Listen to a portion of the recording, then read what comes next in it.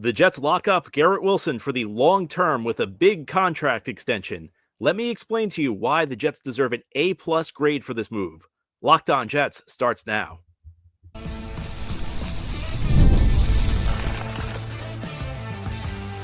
You are Locked On Jets, your daily New York Jets podcast. Part of the Locked On Podcast Network, your team every day. Welcome. This is the Locked On Jets podcast, part of the Locked On Podcast Network, your team every day. It's Tuesday, July 15th, 2025, and I'm your host, John B. from GangGreenNation.com. Thanking you so much for making the show your first listen or first watch every day. A big shout out to you everydayers. This is a daily podcast covering the New York Jets with new episodes each day through the week, Monday through Friday. And today our episode is brought to you by Game Time. Download the Game Time app, create an account, and use code LOCKEDONNFL for $20 off your first purchase. Well, we were supposed to continue our all Jets quarter century team today. We started that yesterday, but the Jets had different plans. They made a big move on Tuesday. Reports broke in the afternoon that the Jets have agreed to a long-term contract extension with Garrett Wilson. We're going to talk all about Garrett Wilson's contract today. We're going to talk about why the Jets may not be finished giving big contracts to star players. I'm going to rebut the arguments people are making against this contract extension because I think it's a great move. And let me start by telling you why I think it's a great move. You know, for years, I've observed the NFL. And because the Jets have been so unsuccessful, one of the things I've really tried to look into are the way the great franchises function in this league, the way the teams that are always at the top of the league operate. And one thing has become crystal clear to me. The Jets frequently do the opposite of what these teams do. The Jets operate in the exact opposite way of the most consistently good franchises in this league. And it seems to be over and over, the Jets take the worst practices of the league as they build their roster and act shocked when the results aren't good. They act like it's bad luck. If you ever listen to Woody Johnson after a season, he is just completely floored that all of these moves that are the opposite of the way Kansas City and Baltimore and Philadelphia operate. He's surprised that doing the opposite of what these teams do ends in bad results. And for the first time in recent memory, the Jets have made a move that resembles the way the great franchises operate in this league. They have extended Garrett Wilson's contract because if you look at the way the top teams function, now look, a huge component is hitting on the quarterback. And the Jets will not be successful long-term until they hit on the quarterback. We all know that. But there's more than just the quarterback in the NFL. You can have the greatest quarterback in the league. You can have a top 3 quarterback and still miss the playoffs, as the Cincinnati Bengals did last year because they did not have a complete football team. And the quickest path to building a great football team is also the simplest path. Drafting great players and making sure they stay on your team. The great teams in this league are not built through the big name free agent signings. They're not built through the blockbuster trades. We've seen the Jets try this over and over, whether they're bringing in a big name like Trumaine Johnson or Le'Veon Bell, or in more recent years, Devontae Adams, Hassan Reddick, Tyron Smith, Aaron Rodgers. Now, of course, a timely addition for a big name player here or there can help put your team over the top. But these are not the core players. These are not the players you build around. Those are the players who kind of supplement a good core that's already built. And for the first time in quite a while, the Jets have a quality core of young players. And it is essential to keep these guys together. And re-signing Garrett Wilson keeps one of the most important young players, not just on the Jets roster right now. One of the most important young players the Jets have had in decades will be staying in New York for 4 more seasons because the Jets worked out a long-term deal. You know, when Aaron Glenn and Darren Muji had their introductory press conferences a few months ago, they gave you all the boilerplate stuff you hear from every new GM and every head coach. They always tell you, we're going to build through the draft. They tell you, we're going to take care of our own players. But it doesn't always happen. And it doesn't always happen with the Jets. I mean, you can go back 25 years to when Woody Johnson first bought this team. The Jets have always had difficulty keeping star players here. It's always much more dramatic than it needs to be. You could go back Woody Johnson's first year owning the Jets. They ended up trading Keyshawn Johnson to the Tampa Bay Buccaneers because they couldn't work out a long-term deal with him.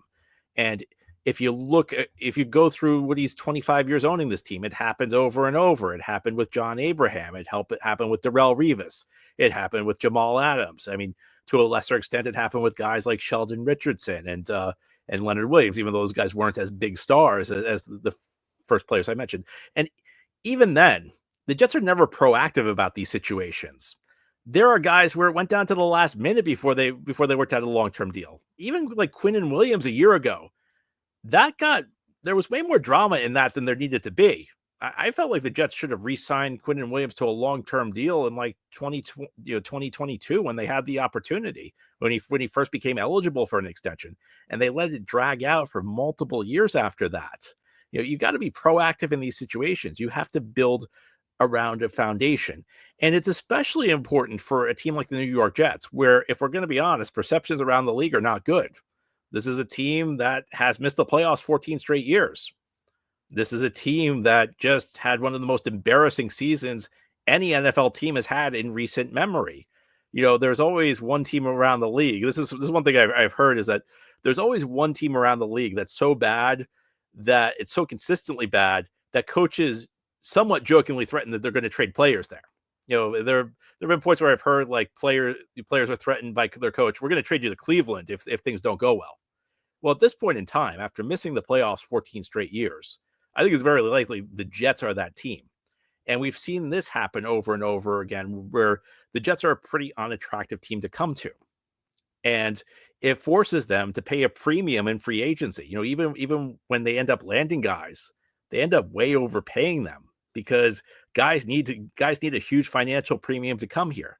Well, the only way to turn that around in the long run is to win games. But I do think there is something to be said for the idea that people will see a prominent young player, Garrett Wilson, who's been here and who's clearly been frustrated by the losing, who's clearly been frustrated by the bad quarterback play during his 3 years, but still wants to be here long term. That's the first step to turning things around. Now, of course, none of this matters unless the Jets start winning games on a consistent basis, which is something we have not seen this team do in a decade and a half. But this is a first step, because guess what? Garrett Wilson's also going to help you win football games. He is a tremendous player. He is one of 8 wide receivers since the rookie wage scale came into effect in 2011 to start his career with 3 straight 1,000-yard seasons. And again, he's done it on a team where the quarterback play has not been good and the offensive infrastructure has been completely broken 2 of the 3 years, because 2 of the 3 years you started the season with Nathaniel Hackett, who is one of the worst offensive coaches in recent memory.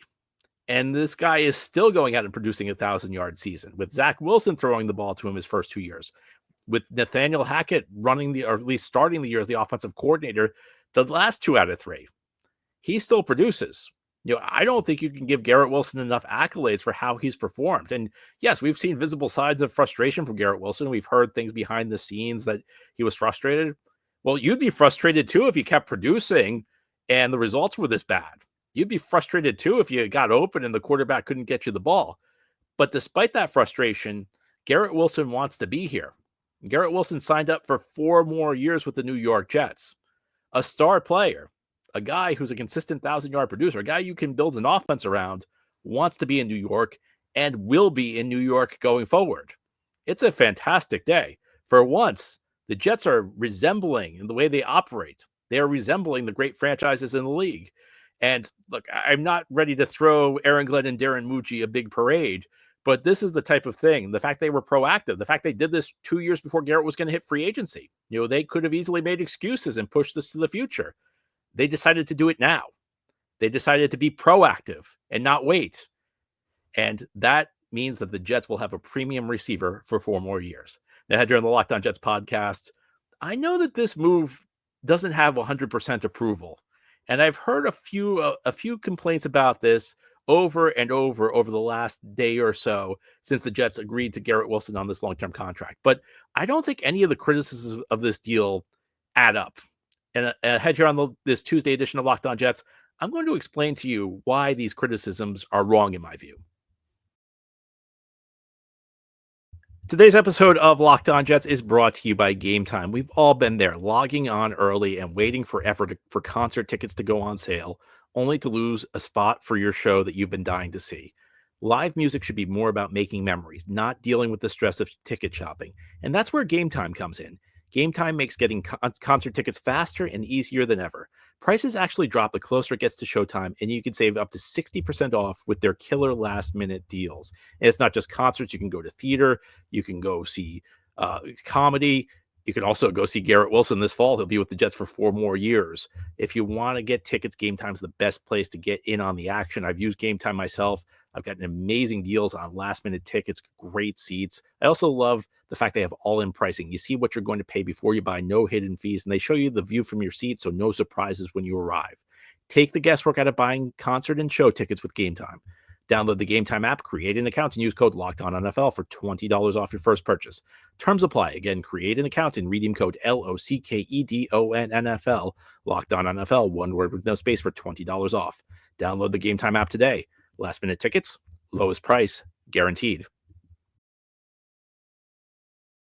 Thank you so much for making Locked On Jets your first listener, first watch every day. And a big shout out to you everydayers. This is a daily podcast covering the New York Jets with new episodes each day through the week, Monday through Friday. Tomorrow, we will plan to pick up our all-quarter century Jets team. Yesterday, my friend McGregor Wells, who writes at my website, ganggreenNation.com, joined me. We picked our Jets all-quarter century team on offense. We were supposed to do defense and special teams today, but the Jets had other plans, so we'll try again tomorrow. And the other plans the Jets had were giving Garrett Wilson a long-term contract extension. So our schedule this week got interrupted, but I think for a good note. I am thrilled with the fact the Jets gave Garrett Wilson a new contract. I'm thrilled the fact they were proactive. As I mentioned in the first segment, this is the way the good teams operate in the NFL. It's usually not the way the Jets operate. Usually the Jets create a lot of drama with their star players, and things become much more acrimonious than they need to be. Sometimes the star players end up leaving town. And look, sometimes it actually works out when the star players leave town. You know, when the Jets traded John Abraham, they ended up getting the pick that turned into Nick Mangold. When Jamal Adams got traded, his career really went sideways. The Jets ended up getting the draft pick that they used to take Garrett Wilson. But you don't want to see drama with high-end players. You want to keep your high-end players. That said, I've still heard some criticisms of this signing by a handful of Jets fans. And I have to say, I disagree with pretty much all the criticisms. As I said earlier, to me, this signing deserves a grade of A+. But I'm going to go through some of the most common criticisms I've heard of this move and tell you why I don't agree with them. Now, the first criticism is just that the Jets gave Garrett Wilson too much money. So this is a 4-year contract worth $130 million, $90 million guaranteed. So gives you about an annual salary of $32.5 million, which according to overthecap.com, which is the best salary cap website out there, makes Garrett Wilson the 5th highest paid receiver in the league if we're going with annual salary. And some people are saying, well, he's getting a top 5 salary and he's not a top 5 player. Now, a lot of people will rebut that. There are a lot of Jets fans who think Garrett Wilson actually would be a top 5 receiver if he had more consistent quarterback play. I'm not going to go there because I'm not sure I believe that. But I think there's another way to kind of rebut that argument. And I understand that, you'd like a salary to reflect how good a player is. You'd like it to be a direct one-to-one match. If Garrett Wilson's, say, the 11th best receiver in the league, you'd want him to have the 11th highest salary. Getting the 5th highest salary, well, is he the 5th best receiver? Probably not. But I don't think that's the only consideration, because you have to consider the alternative. The alternative would be Garrett Wilson leaves, and you use that money on something else. And the question becomes, first of all, could you replace Garrett Wilson in a satisfactory way? And second, would you be able to spend that money more efficiently? And I think in both cases, the answer is no. Would you be able to replace Garrett Wilson? Well, go through the list of wide receivers who changed teams in free agency last year. The best receiver who changed teams was Stephon Diggs. He got a contract of $21 million. So let me ask you this. Would you rather pay Garrett Wilson $32.5 million, or would you rather pay Stephon Diggs $21 million? For me, the answer is pretty obvious. I would much rather, not even close, I would much rather pay Garrett Wilson $32.5 million. Stephon Diggs is aging. Stephon Diggs also has a reputation for being a difficult guy in the locker room. Garrett Wilson's a young player entering his prime. Garrett Wilson's been a consistent performer for this team in very difficult situations. It's not even close. But, let's take it a step further. The second best receiver who changed teams in free agency, probably DeAndre Hopkins, who is very old. Guy who's had a heck of a career, but clearly at the end of the line. The third best guy at receiver who changed teams was probably Deontay Johnson. And there were all sorts of issues with Deontay Johnson this year. And he's not as good as Garrett Wilson. So you couldn't replace him in free agency. So, I think that really kind of short circuits the argument that they shouldn't have paid him that much money. And we see this over and over in the NFL, that money spent in free agency is not efficient. Maybe the Jets overpaid Garrett Wilson a little bit here, but it's not like they were going to get a better deal elsewhere. I mean, free agent Javon Kinlaw got $30 million guaranteed in free agency. I mean, that there's the money that goes out in free agency is crazy. We've seen this over and over. If you're going to overpay somebody, overpay your own guy, because the great players don't hit free agency. It's the guys with flaws in them. Diggs, who's getting older, and also, some question marks about what kind of locker room guy he is. Hopkins, who's really old. Johnson, who's not that good and has had all sorts of issues this year. That brings me to the second point people are making in objection to the Garrett Wilson contract.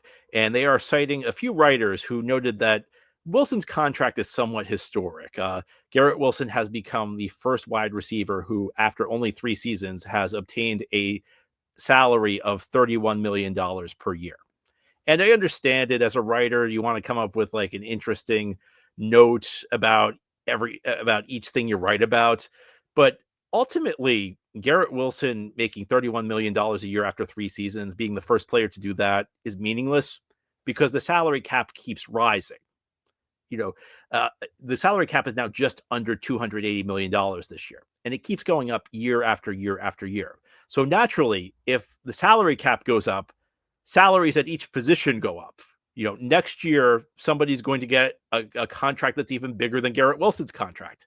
That's just the way these things work. So yeah, if the salary cap had stayed the same for the last 20 years, the fact that Garrett Wilson is the first player to have a contract of $31 million a year after playing only 3 seasons, that would be somewhat interesting. And that would be the point where maybe I would understand the concerns about the price, but it's completely meaningless when the cap goes up. The raw dollar figures don't really mean anything. It's really more a question of percentage of the cap. Because again, if the salary cap goes up, salaries go up. Teams have more money to pay players. Every team still has a 53-man roster. The number of players teams have to pay doesn't go up, which just means salaries are going to go up. So again, next year you'll see a receiver get more than Garrett Wilson. Technically, it'll be a record-breaking contract, but it's not really that big of a deal. So let's move on now to the third complaint I've seen, and that complaint is, why did the Jets need to do this now? Why could they not have waited? And the answer to that, well, it's what I just told you. The salary cap keeps going up. And one thing that's clear in the NFL, and this has been true for years, the salary cap keeps going up. The longer you wait, the more money you cost yourself. Because, again, if the salary cap goes up and the number of players teams have to pay doesn't go up, salaries are just going to keep on rising. Like every decade or so, there's some event that people aren't expecting, and there might be like a momentary stall in the salary cap.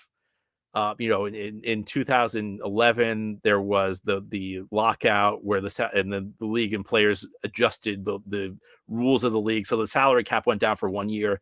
Then in 2020, we had COVID, and most teams either didn't let fans attend games that year, or there was a limited number of fans who were allowed to attend games. So ticket sales went down. So again, for 1 year, there was an impact on the salary cap going down, but the cap keeps going up because the league revenues keep going up. The new TV deal kicked in a few years ago. The league just kind of keeps finding ways to make money, and the salary cap's a percentage of how much money the league makes as a whole. And it's just going to keep going up. That means the salary cap's going to keep going up. That means the longer you wait to extend a player, the more money it's going to cost you. And the other aspect of this is that you want to get Garrett signed up now. You don't want to risk another down year, because the Jets had another bad year this year. That'd be 4 straight bad years. That's the point where Garrett Wilson might say, you know what, I'm a year from free agency. I'm just going to let this play out. Yeah, if you have an opportunity to sign a great player today, you take it. You don't wait for a year. You don't wait for perhaps the team's relationship to sour with the player, because the longer you wait to sign a player, the more risk you have of things souring. So I understand some of the points people are trying to make, but for me, they're just off. Now, I had you on the Locked On Jets podcast. Garrett Wilson's not the only Jet looking for a big contract. There's one more contract the Jets need to get done before the start of training camp. That's with the other player the Jets drafted in the top 10 in 2022, Sauce Gardner. And in some ways, I think the Sauce deal is going to be easier than the Garrett contract. But I'll explain why that is as we continue here on this Tuesday edition of Locked On Jets. This is the Locked On Jets podcast on this Tuesday. This is a celebratory edition of Locked On Jets because I think the Jets made a really good move in re-signing Garrett Wilson. I think the Jets have a pretty good core of players entering their prime.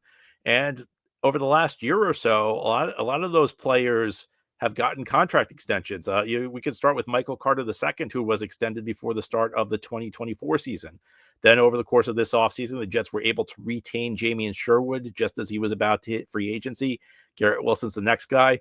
I think there's one more big contract the Jets need to get done, though, either before the start of training camp or maybe during training camp. And that's the extension for Sauce Gardner.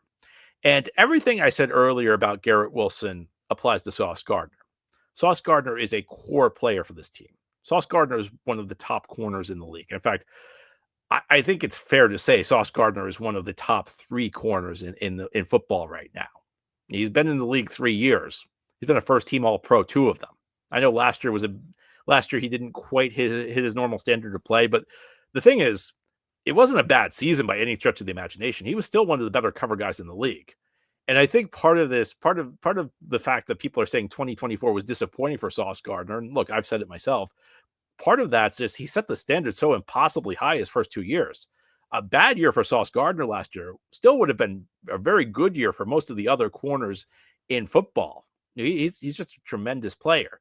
He is a core player on this team. And again, what the good teams do, they re-sign their core players. They get their core players signed through their prime years. You don't let them get away. You also act proactively.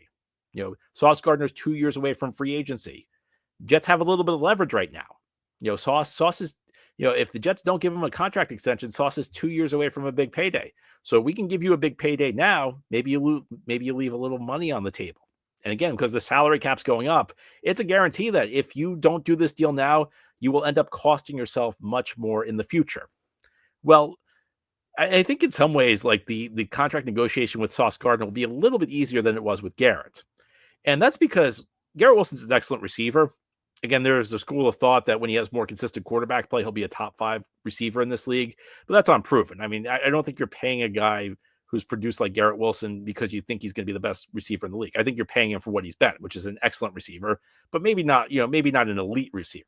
A star receiver, a guy you can run your passing game through, but not an elite, not a best at his position type of guy. Whereas Sauce Gardner is the best at his position type of guy. So with Sauce Gardner, it's a little bit easier. There's talk, there's been rumors that the Jets are making progress on a long-term extension with Sauce Gardner as well. Last week, we heard some stories that it could be a record-setting extension, and it should be a record-setting extension. Again, because the salary cap's going up. It goes up every single year. It's higher this year than it was last year. So Sauce Gardner, the share of the cap that's fair for Sauce Gardner is a higher dollar amount.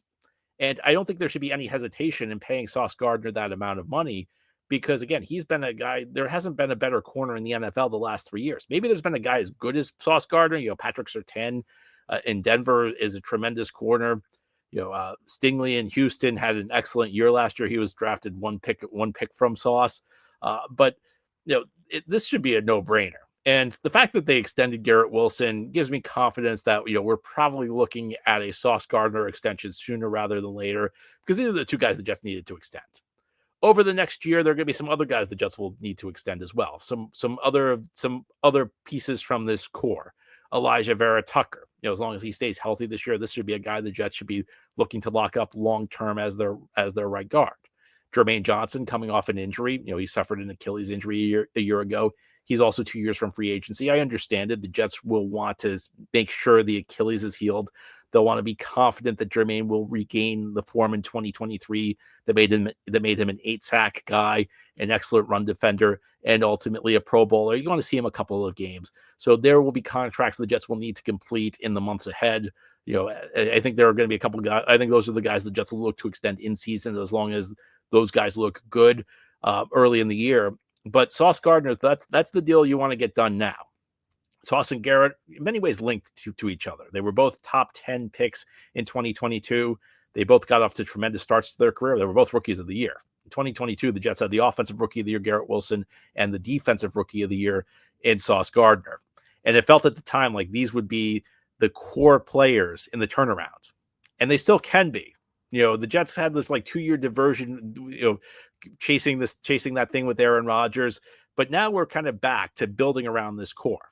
And again, the more guys to come. AVT's got to get an extension. Jermaine's got to get an extension. I think we could throw Breece Hall into the mix. If Breece Hall produces at the level he's capable of, he's another guy that the Jets could look to get an extension. But the other extensions are in the future.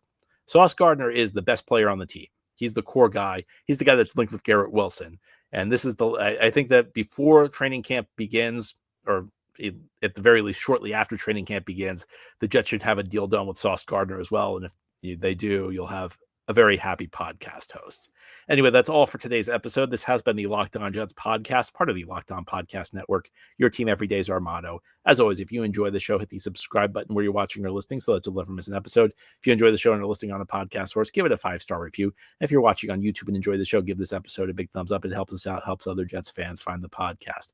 Enjoy your Tuesday, everybody. We'll be back tomorrow, planning to conclude our Jets all-quarter century team with the defense and special teams, unless the Jets do something else. Maybe they will extend Sauce Gardner tomorrow. But right now, the plan is we'll conclude the all-quarter century team tomorrow. Can't wait to chat with you then.